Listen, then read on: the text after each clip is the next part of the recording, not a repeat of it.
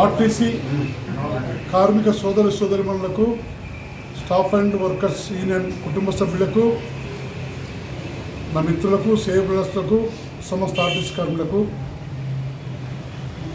కాంగ్రెస్ ప్రభుత్వం వచ్చినాక మేనిఫెస్టో ఇతర సమస్యలు పరిష్కరించడానికి 2 సంవత్సరాలైనా అందరి దగ్గర తిరిగినా పట్టించుకోపోవడానికి నిరసనగా రేపు చలో బస్ భవన్ కార్యక్రమాన్ని చేపట్టడం జరిగింది.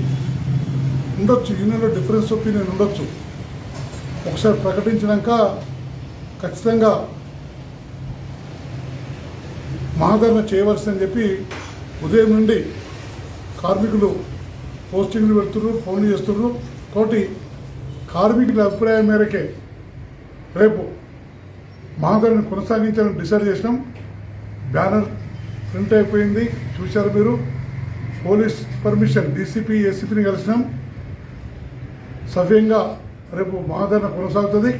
కాబట్టి స్పెషల్ ఆఫ్లో ఉన్నవాళ్ళు, వీక్లీ ఆఫ్లో ఉన్నవాళ్ళు, నైట్ అవుట్ ఇన్కమింగ్ అయిన వాళ్ళు, సిటీలో స్పెషల్గా ఫస్ట్ షిఫ్ట్ డ్యూటీ ఇన్కమింగ్ అయిన వాళ్ళు, నాయకులైన వాళ్ళు లీవ్ పెట్టి, లీవ్ అయినా కాకుండా నాయకులైన వాళ్ళు రేపు మహాధరణకు యూనియన్లకు అతీతంగా, ఎందుకంటే 16 తారీఖున మళ్ళీ ఒక షెడ్యూల్ వస్తుంది పురపాలక సంఘాలది.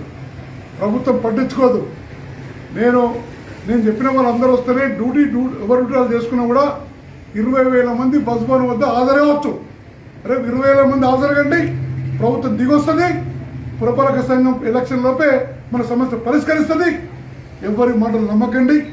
నిజంగా చిత్తశుద్ధితోటి ఇంత ఒత్తిడి ఉన్న కార్మిక సమస్యల్ని పరిష్కరించాలనే తపనతోటి, కసితోటి ఈరోజు ఈ నిర్ణయం తీసుకున్నాం. బట్ అందరూ కూడా రేపు మార్నింగ్ బయలుదేరి 2-3 గంటల మధ్య బస్ భవన్ వద్దకు వచ్చి ఈ మహాధరణ విజయవంతం చేయాలని మనస్ఫూర్తిగా కోరుకుంటున్నాను.